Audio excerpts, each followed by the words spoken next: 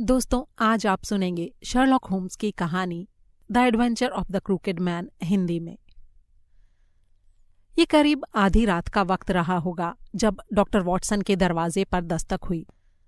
इस वक्त भला कौन हो सकता है, ये सोचते हुए जब उसने दरवाजा खोला तो उसके चेहरे पर मुस्कुराहट आ गई। सामने शर्लॉक होम्स खड़ा था। रात यकीनन आधी बीत चुकी है, पर उम्मीद करता हूं कि मैंने तुम्हें डिस्टर्ब नहीं किया होगा, होम्स ने अपने चिरपरिचित अंदाज में कहा। बिल्कुल नहीं दोस्त, अगर तुम्हारे जैसा इंसान आधी रात को मेरे दरवाजे पर आया है तो जरूर कोई बहुत ही गंभीर बात होगी। आओ, अंदर आओ।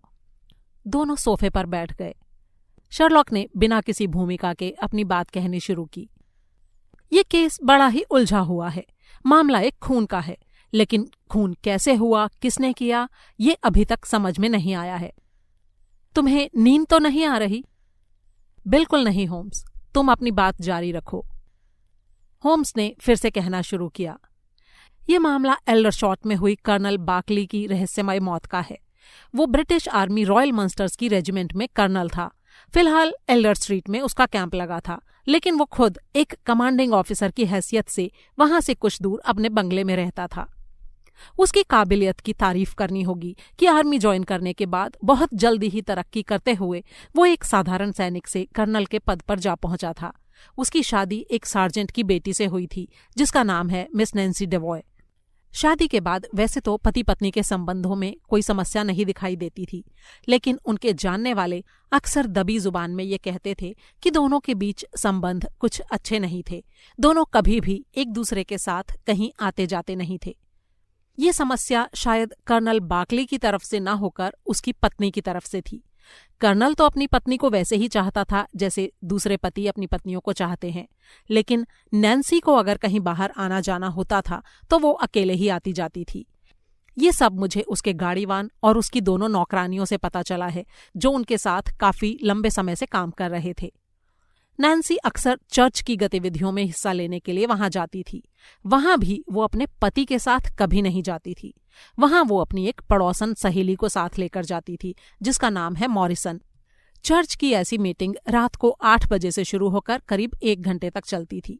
ये सिलसिला कई महीनों से ऐसे ही जारी था, लेकिन पिछले हफ्ते ही अचानक वो मनहूस घटना घट गई। नैन्सी जब चर्च के बाद अपने घर पहुंची उस वक्त रात के करीब 9:30 बजे थे। वो बहुत परेशान दिख रही थी। उसने अपनी नौकरानी से 1 कप चाय लाने के लिए कहा। इससे पहले ऐसा कभी नहीं हुआ था कि चर्च से लौटने के बाद नैन्सी ने इस तरह की फरमाइश की हो। ये बात सुनकर उसकी नौकरानी को भी बड़ा अजीब लगा, लेकिन फिर भी वो चाय बनाकर लाई। उसी समय कर्नल बार्कली भी वहां पहुंच गया। दरवाजा भीतर से बंद कर लिया गया और दोनों में कुछ बातें होने लगीं। इन बातों में उस नौकरानी को कोई रुचि नहीं थी, क्योंकि पति पत्नी कुछ भी बात कर सकते थे। लेकिन उस समय नौकरानी के कान उधर लग गए जब पति पत्नी की वो बातचीत तेज आवाजों में बदल गई। कुछ देर में आवाजें चीख चिल्लाहटों में बदलने लगीं। तब उसे कुछ गड़बड़ होने का अंदेशा हुआ। उसने दरवाजे को खोलने की कोशिश की, लेकिन वो नहीं खुला। दरवाजा अंदर से बंद था। उसने दूसरी नौकरानी और गाड़ीवान को बताया। तीनों वहां पहुंचे और तीनों ने ही दरवाजे को खोलने की कोशिशें की। अंदर पति पत्नी में कोई बहस छिड़ी हुई थी। दोनों जोर जोर से चिल्ला रहे थे। जो कुछ उन्होंने सुना वो कुछ इस तरह के शब्द थे। नैन्सी कर्नल के ऊपर चिल्ला रही थी, तुम स्वार्थी और मतलबी इंसान हो। तुम्हारे पास दिल नहीं है। तुम्हें किसी की भावनाओं की कदर नहीं। तुम्हारे कारण मेरी जिंदगी नर्क हो गई है। मुझे मेरी जिंदगी लौटा दो प्लीज। इसके बाद उन्होंने कर्नल की तेज चीख सुनी। अंदर क्या हुआ क्या नहीं ये कोई नहीं बता सकता था, लेकिन चीख के साथ ही अंदर से किसी भारी चीज के गिरने की तेज आवाज आई। गिरने वाली वो चीज क्या थी ये कहना तो मुश्किल है, लेकिन उसके बाद अचानक से गहरी शांति छा गई। एक भयानक चुप्पी। तीनों को किसी बड़ी गड़बड़ के होने का अंदेशा हो चुका था, लेकिन वो करते भी क्या। दरवाजा अंदर से बंद जो था। तभी गाड़ीवान को याद आया कि कमरे की खिड़की से अंदर जाया जा सकता है। वो भागकर उस रास्ते से अंदर गया और अंदर का दृश्य देखते ही उसके मुंह से चीख निकल गई। उसकी सारी नसों में एक तनाव सा उत्पन्न हो गया। उसके सामने उसके मालिक कर्नल बार्कली की लाश पड़ी थी।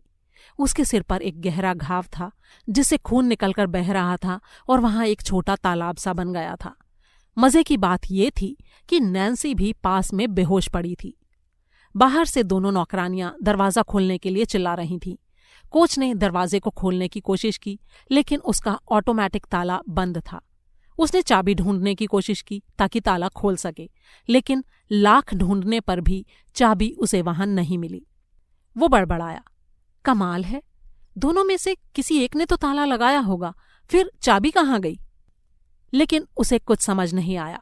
वो घबराया हुआ तो पहले से था ही। उसने बाहर आकर पुलिस को सूचना दी। पुलिस के आने पर बढ़ई को बुलाया गया, जिसने दरवाजे के बोल्ट खोलकर उसे खोला, और उसके बाद पुलिस अपनी कार्रवाई शुरू कर सकी। इस मामले को देखकर पुलिस भी चकरा गई कि आखिर कर्नल की मौत हुई तो हुई कैसे। मामला आर्मी के अफसर की मौत का था, इसलिए आर्मी के हेडक्वार्टर को भी सूचना दे दी गई। मेजर मर्फी ने इस पेचीदा मामले को सुलझाने के लिए मेरे नाम की सिफारिश की। मैंने केस की इन्वेस्टिगेशन शुरू की। मैंने पाया कि कर्नल बहुत डरा हुआ था। उसकी आंखें जैसे डर के मारे फटी हुई थीं। लेकिन सवाल ये था कि एक फौजी आदमी भला इस तरह किसी से क्यों डरेगा? ये बात मुझे हजम नहीं हो रही थी।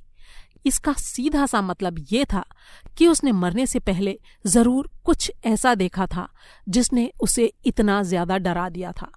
वो कुछ कातिल भी हो सकता है, जिसे हो सकता है उसने अपने बहुत पास देखा हो, या इस हालत में देखा हो कि उस वक्त वो उसका मुकाबला करने की हालत में ना रहा हो। हो सकता है उसे लगा हो कि उसकी मौत बिल्कुल सिर पर है। शायद इसी ख्याल से वो इतना डर गया होगा।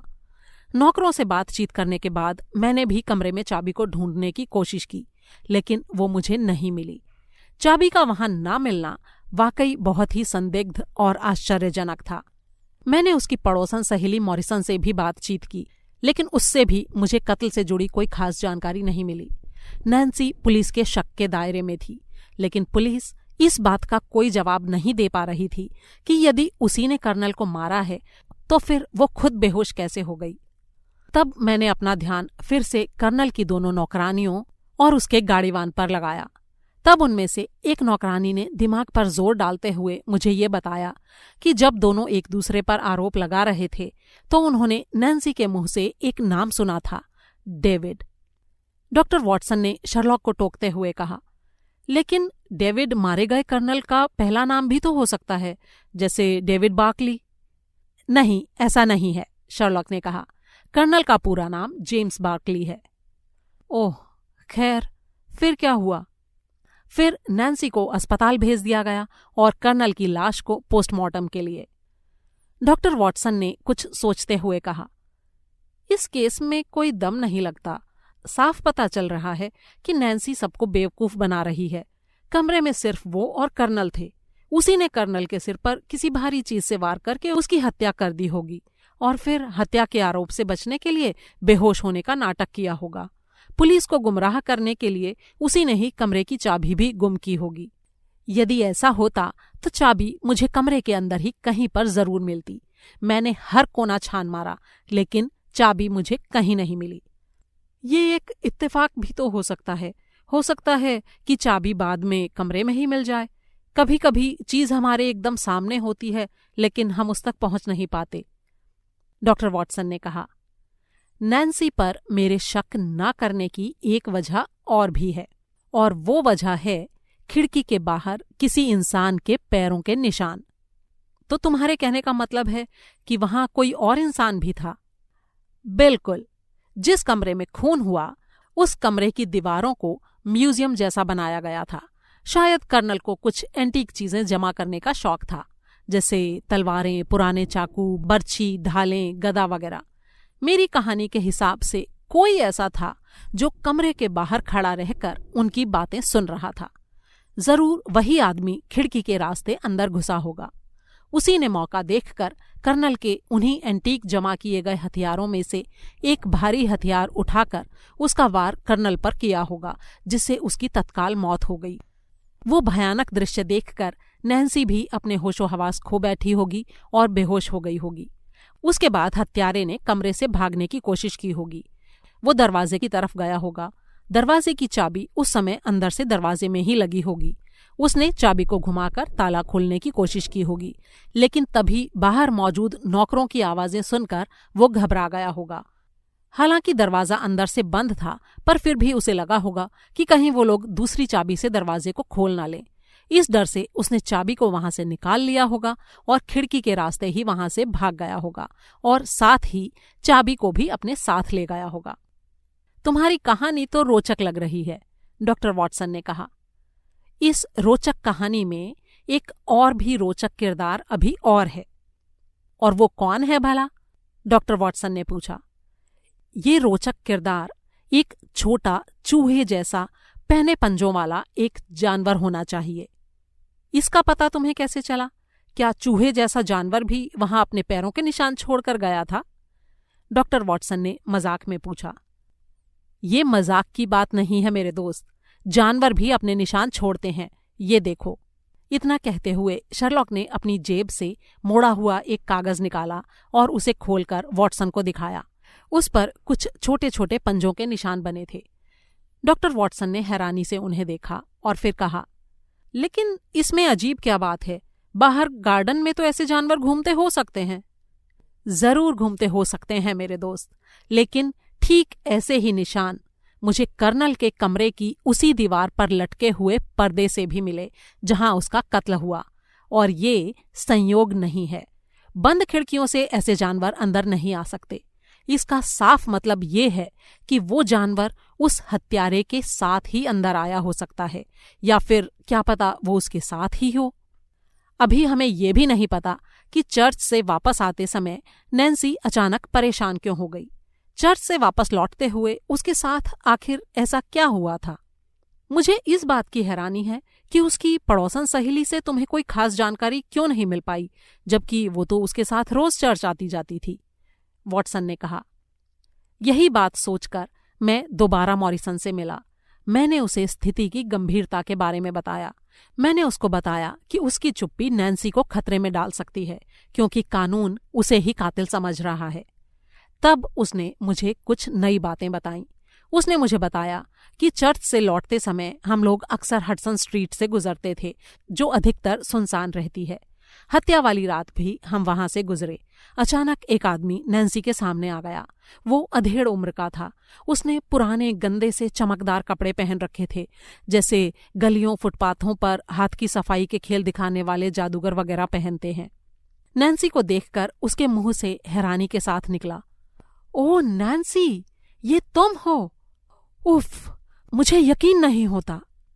नैन्सी अचानक उसे पहचान नहीं पाई, लेकिन कुछ ही पल में वो उसे पहचान गई और बोली, Henry? Oh no, what a surprise! लेकिन तुम तो 30 साल पहले मारे जा चुके थे।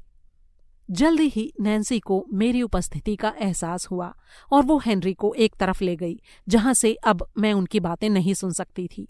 कुछ देर तक वे न जाने क्या बातें करते रहे।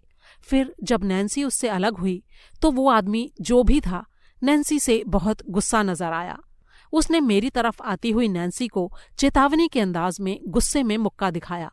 बस इससे ज्यादा वो उसके बारे में नहीं बता सकी, क्योंकि नैन्सी ने उसे कुछ भी नहीं बताया था। तो फिर मॉरिसन ने ये सब बातें तुमसे पहले क्यों छुपाईं? वॉटसन ने पूछा। उसका कहना है कि खुद नैन्सी ने ही उसे ये सारी बातें किसी और से कहने से मना किया था। तो क्या ये वही इंसान हो सकता है जो कर्नल के कमरे के बाहर छुपा हुआ था और उसी ने कर्नल की हत्या भी की है? अभी मैं इस बारे में कुछ नहीं कह सकता, क्योंकि मेरे पास पक्के सबूत नहीं है, डॉक्टर वॉटसन ने कहा। अगर वो आदमी गलियों फुटपाथों पर हाथ की सफाई दिखाने वाला है तो वो आसपास खोजने से जरूर मिल जाएगा। उस आदमी के बारे में जानने की कोशिश तो तुमने जरूर की ही होगी। हाँ, बिल्कुल की। मुझे पता चला कि वो हडसन स्ट्रीट पर किराए के एक मकान में रहता है। मैंने उसकी मकान मालकिन से पता किया तो उसने मुझे उसके बारे में काफी जानकारी दी। उसने बताया कि वो उसके मकान में पिछले 1 हफ्ते से रह रहा है। वो रात को गलियों में तमाशे दिखाकर पैसा कमाता है और उसी से उसकी रोजी रोटी चलती है। तब मैंने उससे एक छोटे चूहे जैसे जानवर के बारे में पूछा तो उसने बताया कि उसके पास एक ऐसा जानवर भी है जो हर समय उसके साथ ही रहता है। वो उससे भी खेल दिखाता है। उस समय वो बाजीगर घर पर नहीं था, लेकिन इस केस को हल करने के लिए कल सुबह हमारा उससे मिलना बहुत जरूरी है। क्या तुम मेरे साथ वहां चलने के लिए तैयार हो? डॉक्टर वॉटसन ने कुछ हैरानी से कहा, कमाल है, ये केस तो तुम करीब करीब हल कर ही चुके हो, फिर तुम्हें मेरी जरूरत क्यों है? जरूरत है। जब मैं उससे पूछताछ कर रहा होऊंगा तो उसकी बातों की सच्चाई के लिए किसी एक आदमी या यूं कह लो एक गवाह का मेरे साथ होना जरूरी है। ठीक है, कल सुबह हम वहां चलते हैं, डॉक्टर वॉटसन ने कहा। अगले दिन दोनों एक ट्रेन द्वारा पहले एल्डर स्ट्रीट और फिर वहां से हडसन स्ट्रीट जा पहुंचे।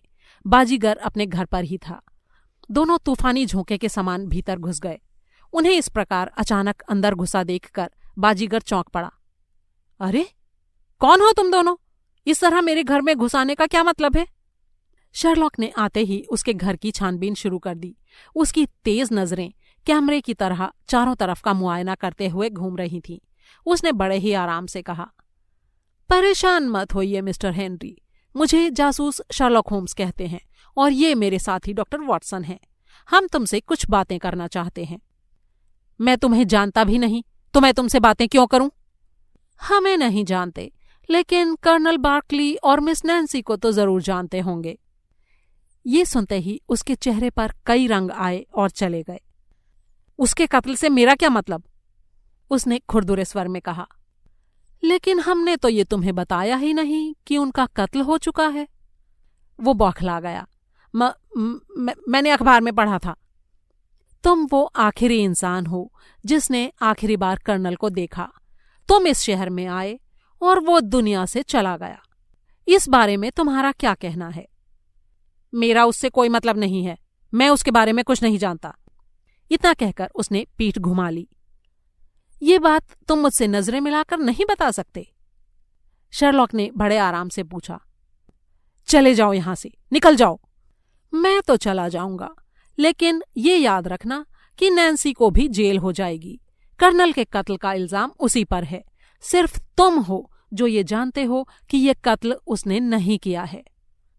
हाँ, मैं जानता हूं वो ऐसा नहीं कर सकती। वो तो हाँ, कहो कि वो तो एक चींटी तक को नहीं मार सकती। वो आदमी भौचक्का खड़ा शर्लॉक का मुंह ताक रहा था। कहो कि तुम उसे बरसों पहले से जानते हो। ये सब बकवास है। वो अभी भी हिचकिचा रहा था। तो फिर कर्नल के उस कमरे की चाबी तुम्हारे घर में क्या कर रही है जहां उसका कत्ल हुआ? कैसे आई ये चाबी यहां? बोलो। शर्लॉक ने टेबल पर पड़ी उस चाबी को उठाकर उसे दिखाते हुए कहा। अब उसकी घबराहट देखते ही बनती थी। वो बुरी तरह पसीने पसीने हो गया। शर्लॉक ने आगे कहा, क्या इस चाबी को तुम ही नहीं उठाकर लाए थे? हाँ। तो फिर साफ साफ बताओ कि उस रात असल में वहां क्या हुआ था? अब उस आदमी ने पूरी तरह हथियार डाल दिए और कहा, ये बहुत लंबी दास्तान है जिसकी शुरुआत आज से 30 साल पहले हुई थी। मैं और बार्कली दोनों फौज में थे। बार्कली फौज में सार्जेंट था। नैन्सी से मेरी दोस्ती थी। मुझे जादू के खेल दिखाने का शौक था। ये जादू बस हाथ की सफाई ही होता था। नैन्सी इस खेल को देखकर बहुत हैरान हो जाती थी। मैं उसे पसंद करता था। नैन्सी भी मुझे पसंद करती थी। हम दोनों एक दूसरे को चाहते थे, लेकिन उसके पिताजी कुछ और ही चाहते थे। अपनी बेटी के लिए उनके दिमाग में कोई और था। उन्होंने बार्कली को अपने दामाद के रूप में चुन रखा था। बार्कली हम दोनों के बारे में अच्छी तरह से जानता था, लेकिन वो इसे पसंद नहीं करता था क्योंकि उसे भी नैन्सी पसंद थी और वो उससे शादी करना चाहता था। इसीलिए वो मुझसे बहुत चिढ़ता था। ये उन दिनों की बात है जब हमारी रेजिमेंट भारत के दौरे पर थी। मुझे अपनी रेजिमेंट को लेकर एक जगह पहुंचना था, लेकिन मुझे पता चला कि उस रास्ते पर क्रांतिकारियों के दल से हमारी मुठभेड़ हो सकती थी। मैं उनसे उलझना नहीं चाहता था। मैंने अपने चीफ को इस बात की सूचना देनी चाहिए, लेकिन बार्कली ने मुझे रोक लिया। उसने मुझे बताया कि वो इंडिया के चप्पे चप्पे से वाकिफ है। उसने मुझे एक सुरक्षित रास्ता बताया जिससे मैं अपनी रेजिमेंट के साथ बिना क्रांतिकारियों से टकराए अपनी मंजिल तक पहुंच सकता था। उसने मुझे एक नक्शा दिया। मैं उस पर यकीन करके उस रास्ते पर निकल पड़ा, लेकिन मैं ये बात नहीं जानता था कि वो मेरे साथ दुश्मनी निभा रहा था। मैं नहीं जानता था कि इस तरह से वो अपने और नैन्सी के लिए रास्ता साफ कर रहा था। काश मैं उसकी मक्कारी को समय रहते जान पाता। मैं उसके जाल में पूरी तरह फंस चुका था। उस रास्ते पर मुझे पकड़ लिया गया। मुझे बेहद बुरी तरह टॉर्चर किया गया। मैंने तरह तरह की यातनाएं भुगतीं। मैं भूखा रहा। नैन्सी के प्यार की तड़प मुझे बेचैन करती रही। मैं उसके पास जाना चाहता था, लेकिन मजबूर था। मैं बार्कली को कोसता रहा। फिर काफी समय के बाद वहां से मुझे नेपाल ले जाया गया। वहां कुछ कबीलाई लोगों ने लूटपाट के इरादे से हमारे कैंप पर हमला कर दिया। वो मुझे बंदी बनाकर अपने साथ ले गए। उन्होंने मेरे साथ गुलामों जैसा व्यवहार किया। मुझे खेतीबाड़ी के काम पर लगा दिया। इतने लंबे समय तक तरह तरह की यातनाएं सहते हुए मेरा चेहरा बुरी तरह बिगड़ गया और मेरे शरीर की ऐसी हालत हो गई जो आप देख रहे हैं। एक दिन मौका पाकर किसी तरह मैं वहां से भाग निकला। मेरे पास कुछ पैसे थे जिनकी मदद से मैं वापस इंग्लैंड आने में सफल हो गया। हालांकि ये मेरी अपनी जगह थी, लेकिन फिर भी लोगों ने मुझे नहीं अपनाया। जो भी मेरे चेहरे को देखता मुझसे घृणा करता। जीवन यापन के लिए मैंने बाजीगरी का काम करना शुरू कर दिया। और तब एक दिन रास्ता चलते तुम अचानक नैन्सी से टकरा गए। शर्लॉक होम्स ने बीच में टोका। हाँ, उसे देखकर मैं भावुक हो उठा। मैं उसे अभी तक भूल नहीं पाया था। ये उसी का प्यार था जिसने मुझे इतना नर्क भुगतने के बाद भी जिंदा रखा था। उसने मुझे बताया कि उसे मेरी मौत की खबर मिली थी। बहुत समय तक मेरा इंतजार करने के बाद ही उसने आखिर बार्कली से शादी की थी। मैंने उसे बार्कली की कमीनगी और धोखेबाजी की दास्तान सुनाई, जिसे सुनकर उसे भी अपने कानों पर विश्वास नहीं हुआ। मैंने उसे लौट आने को कहा, लेकिन उसने कहा कि चाहे जो भी हो, अब वो बार्कली की ही पत्नी है। 30 साल बाद उसका वापस लौटना नामुमकिन है। इस बात पर मैं उससे नाराज हो गया। वो चली गई, लेकिन मैंने उसका पीछा किया और उसके घर तक जा पहुंचा। मैंने देखा कि वो दोनों आपस में लड़ रहे थे। तभी अचानक बार्कली ने खिड़की से मुझे देख लिया। मुझे देखते ही उसके होश उड़ गए। उसकी हालत ऐसी हो गई जैसे उस पर बिजली गिर पड़ी हो। वो गहरे सदमे में चला गया। उसका चेहरा पीला पड़ गया। अचानक वो गिरा और उसका सिर जोर से टेबल के कोने से टकरा गया। उसका सिर उसी वक्त फट गया और शायद वो तुरंत ही मर गया। उसकी वैसी हालत देखकर नैन्सी बुरी तरह घबरा गई। उसे गश आ गया। वो भी गिर पड़ी। मैं तुरंत खिड़की से अंदर आया। मैंने देखा कि कर्नल मर चुका था और नैन्सी बेहोश पड़ी थी। उसे इस हालत में देखकर मैं भी घबरा गया। मैं ये नहीं देख सका कि वो जिंदा थी भी या नहीं। मैंने दरवाजे से बाहर निकल जाना चाहा। मैं चाबी को घुमा ही रहा था कि बाहर दरवाजे पर खड़े नौकर चीख चीख कर दरवाज़ा थपथपाने लगे। मुझे लगा कि ऐसे में अगर मैं बाहर निकला तो मुझे ही हत्यारा समझ लिया जाएगा। मैंने कमरे की चाबी को निकाल लिया और खिड़की से भागने लगा, लेकिन उसी समय मेरी जेब से मेरा पालतू नेवला निकल भागा। वो पर्दे पर चढ़ गया। मैं उसे छोड़कर नहीं जा सकता था। वो मेरी रोजी रोटी का साधन था। वो तब भी मेरी जेब से निकल भागा था जब मैं बगीचे में खिड़की के पीछे छुपा हुआ उन दोनों का झगड़ा देख रहा था। मैंने पर्दे के पास जाकर उसे पकड़ा और फिर खिड़की के रास्ते ही वहां से भाग गया। तो तुम ये कहना चाहते हो कि तुमने कर्नल को नहीं मारा? जी हाँ, मैं यही कह रहा हूं। उसे नैन्सी ने भी नहीं मारा। वो अपने आप मारा गया है। उसे उसके कर्मों की सजा भगवान ने खुद ही दे दी। उसका मरना सिर्फ एक दुर्घटना है। मैं उस वक्त वहां था और मैंने सब कुछ देखा भी, लेकिन मैंने उसे मारा नहीं है। उसकी बात सुनकर शर्लॉक के चेहरे पर मुस्कुराहट आ गई और वो बोला, मैं इस सच को जानता था क्योंकि मैंने टेबल के कोने पर लगे खून के धब्बों को देखा था। टेबल का कोना थोड़ा मुड़ गया था और ऐसा तभी हो सकता था जब कोई बहुत जोरदार तरीके से उससे आकर टकराए या उसका सिर बलपूर्वक जोर से टेबल से टकरा दे। नैन्सी ऐसा नहीं कर सकती थी और कर्नल के मुकाबले तुम्हारे शरीर में भी उतनी ताकत नहीं थी। तुम बूढ़े भी हो गए हो, लेकिन मैं इस सच को तुम्हारे मुंह से सुनना चाहता था। इसके बाद दोनों बाहर निकल गए। शर्लॉक डॉक्टर वॉटसन के साथ मेजर मर्फी के पास पहुंचा और उसे सारी दास्तान सुनाई। मेजर ने उसे बताया, मिस्टर होम्स, कर्नल की पोस्टमार्टम रिपोर्ट भी आ गई है। उसमें उसकी मौत का कारण सिर की चोट नहीं बताया गया है। वास्तव में कर्नल बार्कली की मौत डर से हार्ट फेल हो जाने के कारण हुई है। ये सुनकर शर्लॉक और वॉटसन मुस्कुरा दिए। मेजर ने उनका शुक्रिया अदा किया। मेजर से इजाजत लेकर दोनों वापस लौट पड़े। ट्रेन पकड़ने के लिए स्टेशन की तरफ बढ़ते हुए डॉक्टर वॉटसन ने कहा, इस केस में एक रहस्य तो अनसुलझा ही रह गया है। शायद तुम डेविड के बारे में सोच रहे हो। बिल्कुल। असल में जब नैन्सी अपने पति से बहस कर रही थी तो उसके नौकरों ने उसके मुंह से डेविड शब्द सुना था। असल में डेविड उनकी जिंदगी का कोई हिस्सा ना होकर बाइबल का एक पात्र है।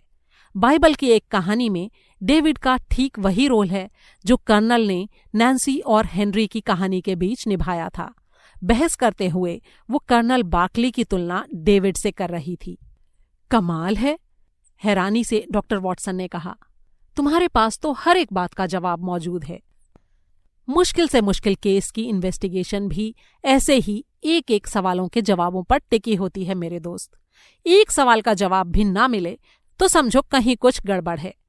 छूटे हुए एक सवाल का सही जवाब भी सही अपराधी को तुम्हारे सामने ला खड़ा करता है, और इसी तरह छूटा हुआ एक भी सवाल जिसका जवाब ना मिला हो किसी निर्दोष के गले में फांसी का फंदा डाल सकता है।